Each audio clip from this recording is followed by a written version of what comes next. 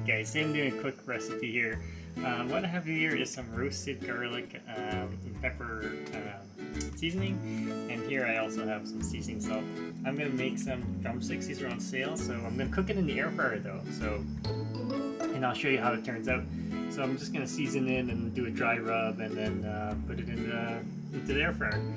Air fryer has a there's a wing button which I think is 25 minutes, so it's like an auto set. So anyways guys, I'm gonna get it all set, seasoned up, and I'll be back and I'll do a quick taste test for you. Alright, check this out. As you can see, it's right from the air fryer. The skin is still crispy. You can hear it on my fork there. We're gonna do a quick taste test. So I put a little bit of that seasoning, the roasted red pepper garlic, so there it is. The meat is very tender and juicy actually, so definitely check it out.